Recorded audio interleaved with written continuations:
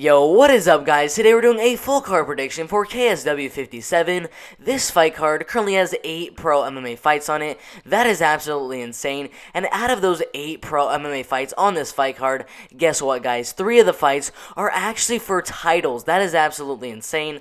The first fight of the night between Anton Rakic and Bruno Santos for the bantamweight belt. That should be a very good first fight of the night on this fight card. And then in the second fight of the night, we have a catchweight fight between Marcin Krokowack and Casper Korzenbinski. Should be a very, very good fight for the second fight of the night.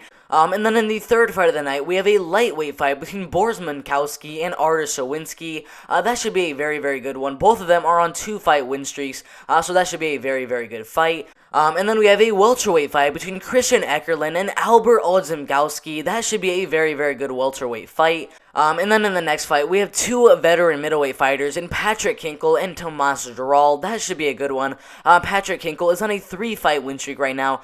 They're both veteran fighters in this middleweight division. They both, I believe, have more than 30 pro MMA fights. That is absolutely insane. The fight after that one is going to be very, very good. It is also a middleweight fight between Magomedov and Zizekkowski.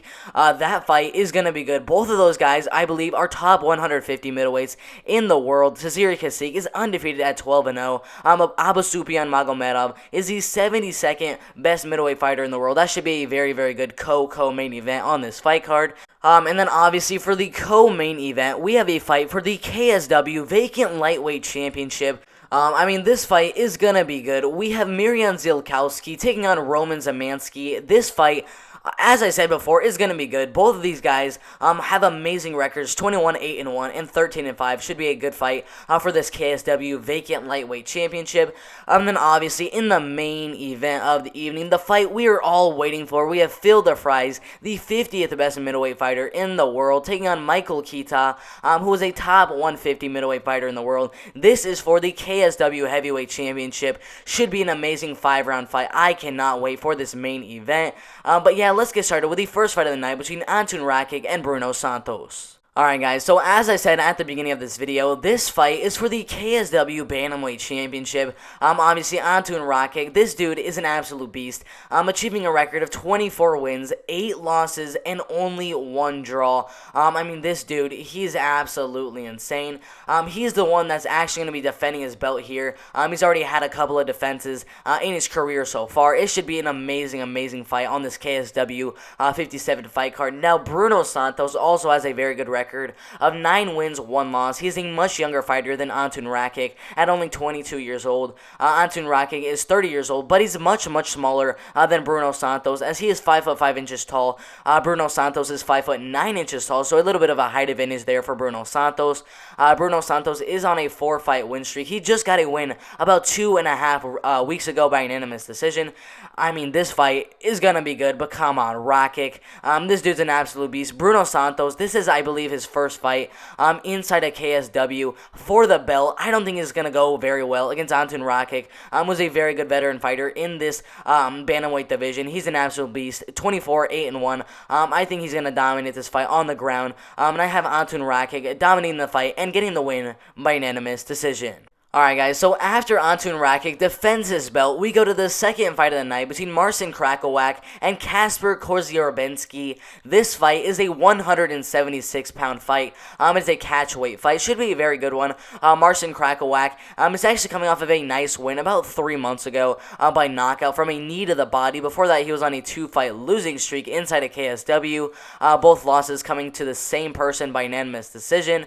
Casper Korzenbinski, he's on an amazing streak right now. I think this fight's going to be very, very interesting. They both have similar ages, similar heights, similar reaches. The only thing that's different about these fighters is the striking. Krokowack, he's definitely the better grappler, I would say, but Casper Korzenbinski, he has absolutely amazing power on the feet. And I think if he can keep the fight on the feet for this full 3 rounds in this fight, I think he'll have no problem dominating the fight on the feet, and that's why I have Casper Korzenbinski winning this fight by unanimous decision.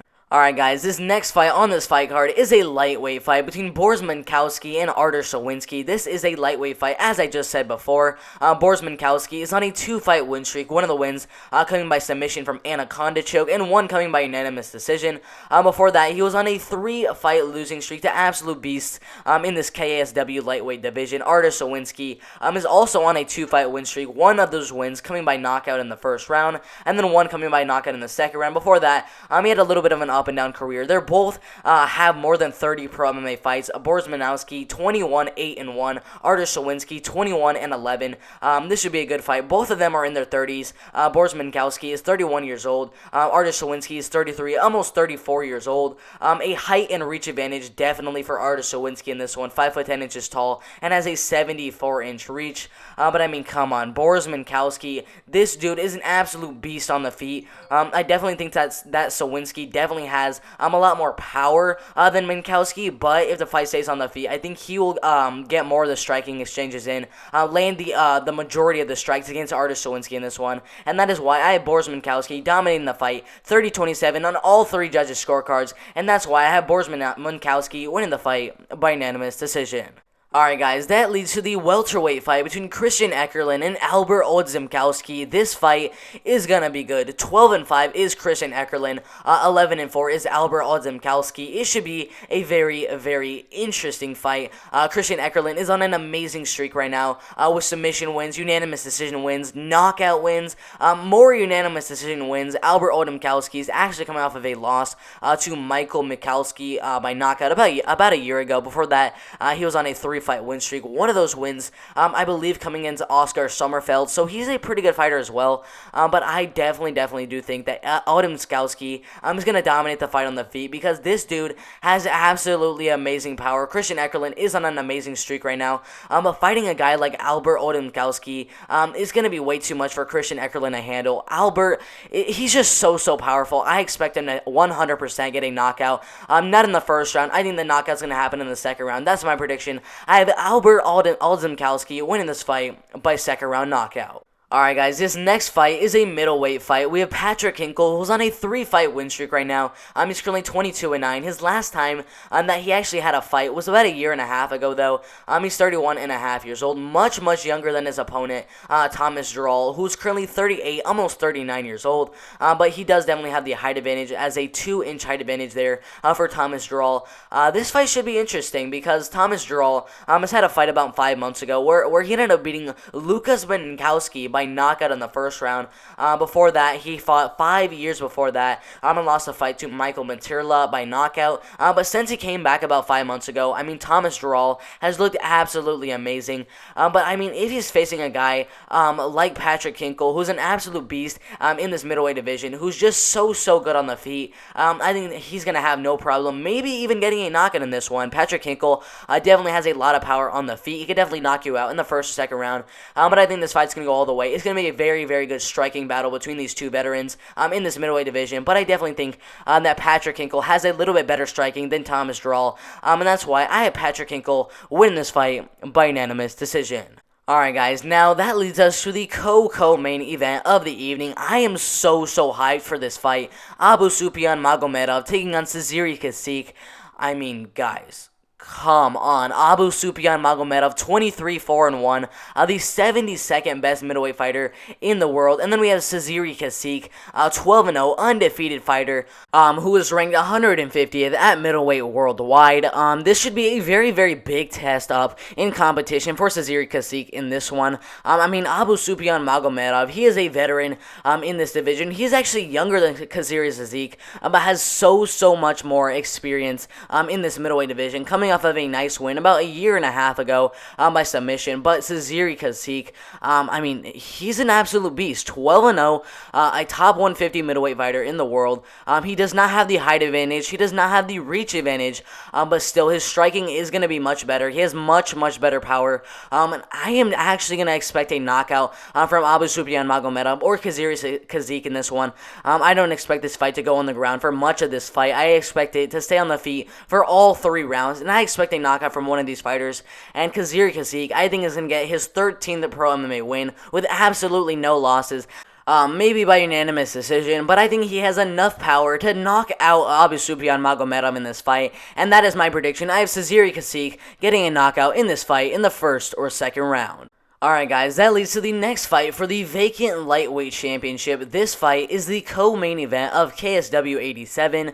Marion Llolkowski, who is currently 21-8-1. He's actually coming off of a loss to an undefeated fighter when he ended up fighting him in Matus Gamrot, who just recently joined the UFC.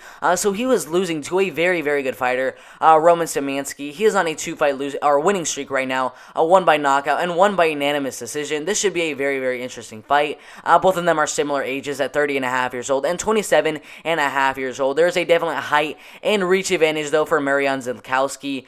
He is 6 foot tall and has a 75-inch reach. Roman Szymanski is 5 foot 8 inches tall and has a 70.5-inch reach. So definite advantage there for Marion Llolkowski. Honestly, Marion, he is an absolute beast on the feet. I don't think this fight's gonna go to the ground literally at all in this fight. I think the fight's gonna stay on the feet, and Marion Llolkowski is gonna use that height, gonna use that reach, gonna use all of his advantages in this fight, his experience advantage, his age advantage even. He's in the prime of his career. I definitely do think that Marion Llolkowski is gonna win this fight, probably by unanimous decision. It is still likely, maybe a 20% chance that he gets a knockout in this one, but I think the fight goes all the way, and I have Marion Llolkowski winning the fight by unanimous decision. Alright guys, I'm going to tell you right now, Phil the Fries is going to dominate this fight. He is the 48th best heavyweight fighter in the world. Michael Kita is the 105th best fighter in the world. Phil the Fries, 34.5 years old, much younger, still in the prime of his career. Michael Kita is much older at 40.5 years old. Phil the Fries has a height, has the reach advantage, he has the age advantage, he has a record advantage. He's 18-6, that is an amazing record. He's 6 foot 4 inches tall, 79-inch reach. Michael Kita, 6 foot 1 inch tall, 75-inch reach. Phil the Fries has all the tools to win this fight, and his submission skills are absolutely insane. I have Phil the Fries absolutely dominating this fight and getting a finish in the first or second round. Phil the Fries, he is an absolute beast on this KSW roster. This dude, in my opinion, could be a top 15 heavyweight fighter in the world inside of the UFC. This dude, he's absolutely insane on the ground. He's absolutely insane on the feet as well. But since he's facing a guy that's in his 40s, a little bit off his prime, he is on a 2-fight win streak right now by knockout against Igor Pokrajic and then Michael Andrusak. I still think that's not good enough to beat a guy like Phil the Fries, who's an absolute beast in this heavyweight division. That is why Phil the Fries is going to absolutely wreck Michael Kita in this one, and that's why I have him finishing the fight in the first or second round. What do you guys think is going to happen on this fight card? Do you think Michael Kita is going to upset Phil the Fries in this one and get a knockout on Phil the Fries? Who do you have winning the co-main event for the vacant lightweight championship? Who do you have winning the fight for the KSW Bantamweight Championship between Anton, Rakic, and Bruno Santos? Make sure to put all your predictions in the comment section below. I would love to see what you guys think is going to happen on this KSW 57 fight card. It's been a very, very fun video. Make sure to hit that like button and subscribe to the channel. I'm out of here.